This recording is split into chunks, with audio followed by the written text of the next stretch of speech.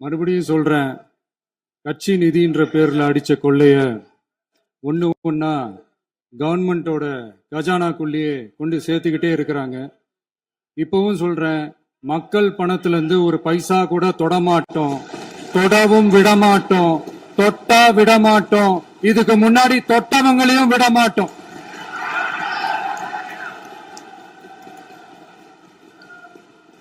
ஒவ்வொரு ஊழலா வெளியில வரும் போலே, ஒவ்வொரு வேஷமா கலைஞ்சிரும் போலே, இங்க இருக்கிற நிறைய பேரு நடுங்கி போய் இதுல நம்ம மேல அவதூறு வேற. இப்ப புதுசா ஒரு வெப்பன் ஒண்ணு கொண்டு வந்திருக்காங்க. அது என்ன தெரியுமா? அவங்க தயவால தான் நம்ம ஆட்சி நடக்குதான். மக்கள் தயவால இந்த ஆட்சி நடந்துகிட்டு இருக்கு. மனசாட்சி உள்ள சக்திகளோட ஆதரவால இந்த ஆட்சி நடந்துகிட்டு இருக்கு. நாங்க தான் அனுப்பி வச்சோம் அப்படின்றாங்களே. அனுப்பி வச்சவங்களுக்கு மினிஸ்ட்ரியில இடம் கொடுத்தா ஏன் கதறீங்க? ஏன் இவ்வளவு கோவம்? ஏன் இவ்வளவு கதறல்? இதுல இன்னொரு முக்கியமான விஷயம், மார்க்சிஸ்ட் கம்யூனிஸ்ட் கட்சி நமக்கு ஆதரவு கொடுத்தது சுயேட்சையா எடுத்த முடிவுன்னு சொல்றாங்க. அதே மாதிரி இந்திய கம்யூனிஸ்ட் கட்சி நமக்கு ஆதரவு கொடுத்தது சுயேட்சையா எடுத்த முடிவுன்னு சொல்றாங்க. இதுல எங்க இருந்து நாங்க தான் அனுப்பி வச்சோம்னா புரியலையே. மக்களுக்கு நல்லா புரியும், எல்லாத்தையும் தெளிவா பார்த்துக்கிட்டு இருக்கிறாங்க.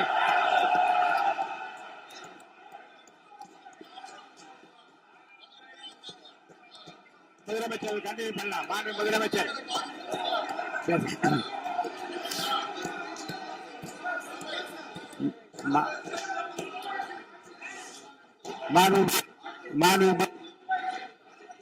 முதலமைச்சர் கண்டினியூ பண்ணலாம். நீ கண்டினியூ பண்ணலாம்.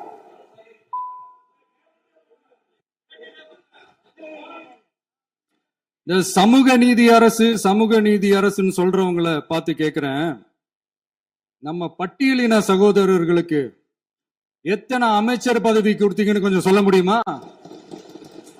ஆனா நம்மளுடைய அரசுல 8 அமைச்சர் பதவிகள் யாருக்கு? நம்ம பட்டியலின சகோதரர்களுக்கு. எல்லாம் நம்ம அண்ணன், நம்ம தம்பி, நம்ம தங்கச்சிங்க. அண்ணல் அம்பேத்கர் அவர்களுடைய கிட்டத்தட்ட 100 ஆண்டு கால கனவு இப்ப நிறைவேறி இருக்கு.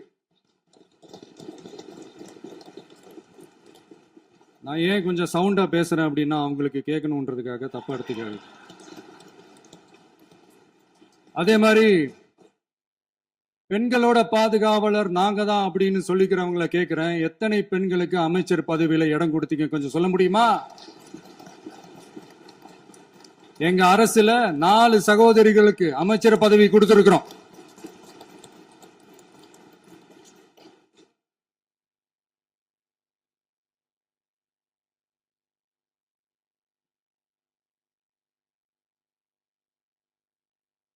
அதனால மக்களால் நிராகரிக்கப்பட்டு மக்களால் அகற்றப்பட்டவங்களுக்கு ஒன்னே ஒண்ணு சொல்லிக்கிறோம், தப்பே செய்ய மாட்டோம், ஊழலே செய்ய மாட்டோம், நேர்மையா தான் இருப்போம், நியாயமா தான் இருப்போம் அப்படின்னு சொல்றவங்களால மட்டும்தான் கூட்டணி ஆட்சி அமைக்க முன்வரும். ஆட்சியிலையும் பங்கு, அதிகாரத்திலையும் பங்கு கொடுக்க முன்வரும். ஊழல்லையே ஊறி போனவங்களால இந்த கூட்டணி ஆட்சியோ ஆட்சியிலையும் பங்கோ அதிகாரத்திலையும் பங்கோ கொடுக்க முன்வராது. மெஜாரிட்டி இருந்தாலும் தரமாட்டாங்க, மெஜாரிட்டி இல்லைனாலும் தரமாட்டாங்க. கேட்டா ரெடிமேடா ஒரு பதில் ஒண்ணு வச்சிருப்பாங்க, கூட்டணி ஆட்சியை மக்கள் விரும்ப மாட்டாங்கன்னு. அதே மக்கள் தான் இப்ப அவங்கள பார்த்து சிரிக்கிறாங்க. நான் பதவி ஏத்த அன்னைக்கு கொஞ்சம் டைம் அவகாசம் கேட்டேன். எதுக்கு கேட்டேன்? நிதி நிலைமைலாம் கொஞ்சம் மோசமா இருக்குது, அதெல்லாம் கொஞ்சம் சரி செஞ்சுக்கிட்டு படிப்படியா கொஞ்சம் கொஞ்சமா நான் கொடுத்த வாக்குறுதிகள்லாம் செயல்படுத்துவேன், அதுக்காக கொஞ்சம் டைம் அவகாசம் கேட்டேன். நான் ஏதோ வேற எதுக்காகவோ வேற யாருக்காகவோ ஏதோ அவகாசம் கேட்ட மாதிரி. அடுத்து இங்க சபையில இல்லாதவங்களை பத்தி பேச வேண்டாம்னு நினைக்கிறேன்.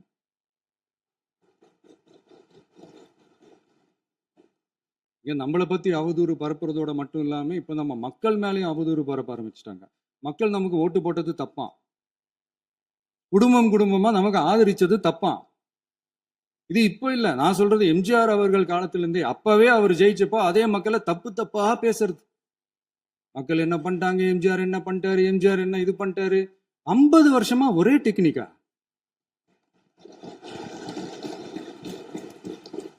டெக்னாலஜி எல்லாம் மாறி வேற எங்கேயோ போயிட்டு இருக்கு பஸ். இதுல கொஞ்சம் டெக்னிக்காச்சும் கொஞ்சம் மாத்தினா கொஞ்சம் நல்லா இருக்கும். அதனால மக்களுக்கு யூஸ்ஃபுல்லா இருக்கிற மாதிரி இந்த ஆக்கப்பூர்வமான கருத்துக்களோ ஆக்கப்பூர்வமான யோசனைகளோ இருந்தா சொல்லுங்க. அதை நாங்க டெஃபரெண்டா எடுத்துக்கிறோம். ஆனா அதை விட்டுட்டு இந்த நக்கல், நையாண்டி, சம்பந்தம் இல்லாத பேச்சு இதெல்லாம் பேசிட்டு அப்புறம் முதல்வர் பதில் சொல்லல, முதல்வருக்கு பதில் சொல்ல தெரியல அப்படின்னா அப்புறம் என்ன சோஃபா மாடல் ஆட்சியா? அது என்னன்னு புரியறதுக்கே எனக்கு ரொம்ப நாள் ஆச்சு. இந்த sofa set, table chair, teapoy, furniture பிசினஸ்லாம் வேற எங்க வெளியில போய் பண்ண சொல்லுங்க. அப்படி அந்த பிசினஸ் தான் பண்ணணும்னா நிறைய பிசினஸ் பண்ற மாதிரி வெளியில போய் பண்ண சொல்லுங்க, எங்க சட்டசபைக்குள்ள வேணாம். அதனால ஆக்கப்பூர்வமான கருத்துக்கள் இருந்தா சொல்லுங்க. டெஃபினட்டா அது சரியா இருந்தா நாங்க ஏத்துக்கிறோம். எனக்கு ஒரு குட்டி கதை ஒண்ணு ஞாபகம் வருது, சொல்லாமா? ஒரு ஊர்ல ஒரு பெரியவர் வெயில் ரொம்ப ஜாஸ்தியா இருக்குன்னு சொல்லிட்டு கண்ணுக்கு மேல கை வச்சுக்கிட்டு இப்படி சுத்தி முத்தி தேடிக்கிட்டு இருந்தாராம். அப்ப கூட இருந்த ஒரு சின்ன பையன் என்ன தேடுறீங்க அப்படின்னு கேட்டானா. அதுக்கு அந்த பெரியவர் சொன்னாரா, அது ஒண்ணு இல்ல தம்பி, உங்க அப்பா இங்கதான் இருப்பாருன்னு சொன்னாங்க, அதான் தேடிக்கிட்டு இருக்கேன். எங்க உங்க அப்பாவையா காணோம்?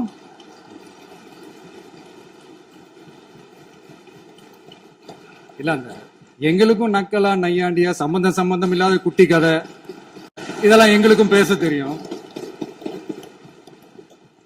அந்த கதையில பெரியவர் அப்படி சொன்னாராம், தப்பா எடுத்துக்காதீங்க. அந்த கதையில பெரியவர் அப்படி கேட்டாராம். அதனால யாரும் இங்க டென்ஷன் ஆக வேணாம். அதனால இன்னொரு இந்த என்னுடைய உரையை முடிக்கிறதுக்கு முன்னாடி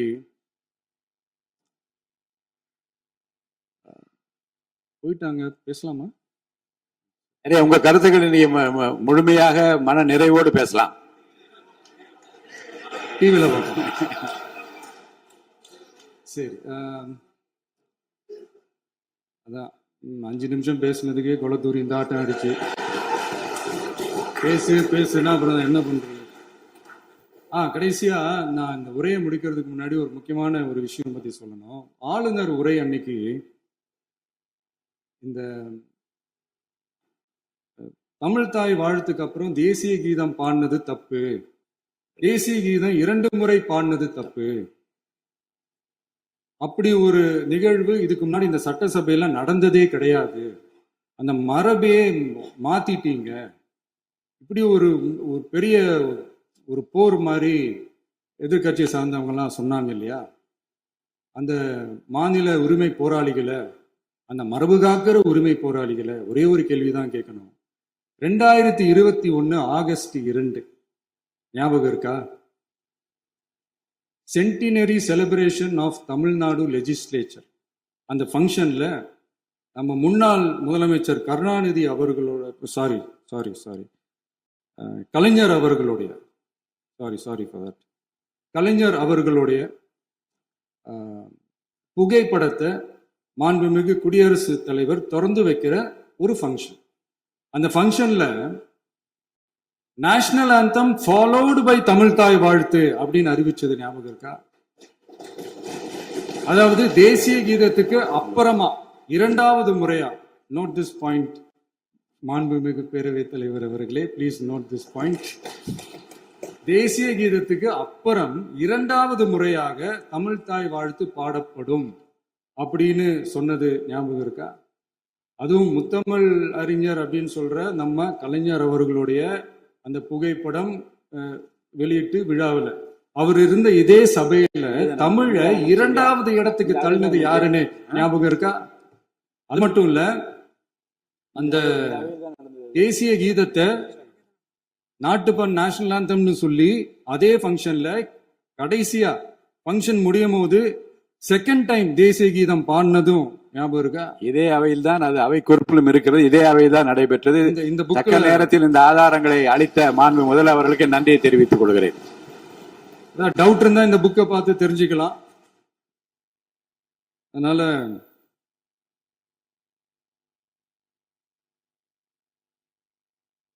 இதெல்லாம் கேட்டா என்ன சொல்லுவாங்கன்னா, அது ஜனாதிபதி கலந்துகிட்ட ஃபங்க்ஷன், அதெல்லாம் அப்படிதான், அதெல்லாம் கண்டுக்க கூடாது அப்படின்னு சொல்லுவாங்க. இதே மாதிரிதான் பேசுறது ஒண்ணு, செய்யறது ஒண்ணு, செய்யறது ஒண்ணு, பேசுறது ஒண்ணு. இதெல்லாம் மக்கள் பார்த்துக்கிட்டு இருக்காங்க.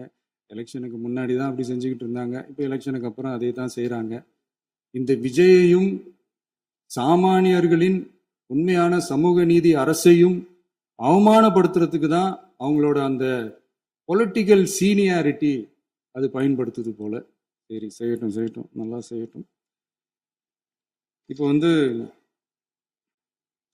ஆனாலும் நம்மளுடைய மாநில உரிமை, மொழி உரிமை, உத்தமபுத்திரர் போல வேஷம் போடுற எதிர்கட்சிக்கு ஒன்றை மட்டும் ஆணித்தரமாக சொல்றோம். உங்களை மாதிரி தமிழ்னு சொல்லிக்கிட்டு, மொழி, பண்பாடு, கலாச்சாரம்னு சொல்லிக்கிட்டு ரெட்டை வேஷம் போடுறவங்க நாங்க கிடையாது. உலகெங்கும் வாழும் என் தமிழ் சொந்தங்களுக்கு நம்முடைய உத்தரவாதம் தமிழ் தான் எங்க உயிர் நாடி அப்படின்றத மறக்க மாட்டோம். இப்பவும் சொல்றோம், மாநில உரிமையில எப்பவும் உறுதியா இருப்போம். அதே சமயத்துல அரசியல் வேற, ஒன்றிய மாநில அரசுகளுக்கு இடையே இருக்கிற நிர்வாக அணுகுமுறை வேற. இதுல நாங்க ரொம்ப தெளிவா இருக்கிறோம். அதனால எங்களுக்கு பாடம் எடுக்கிறதா நினைச்சுக்கிட்டு உங்க வேஷத்தை நீங்களே கொஞ்சம் கொஞ்சமா கலைச்சிக்கிட்டே வர்றீங்க, மறந்துடாதீங்க. அப்புறம் நேத்து எதிர்கட்சி தலைவர், மாண்புமிகு எதிர்கட்சி தலைவர் பேசும்போது நிறைய பேசினாங்க. அதுல ஒண்ணு மட்டும் அரசு சொல்றதா நினைச்சுக்கிட்டு நம்மளை இன்டைரக்டா ஈவில் அப்படின்ற அந்த வார்த்தையை யூஸ் பண்ணாங்க. எனக்கு ஒண்ணுதான் சொல்லணும்னு தோணுது. ஈவில்ஸ்னு டெவில்ஸ் பேசக்கூடாது.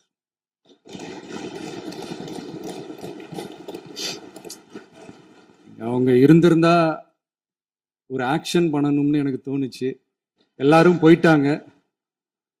பர்மிஷன் பண்ணலாமா? இப்பவும் பண்ணலாம், ஒண்ணும் தப்பு இல்லை.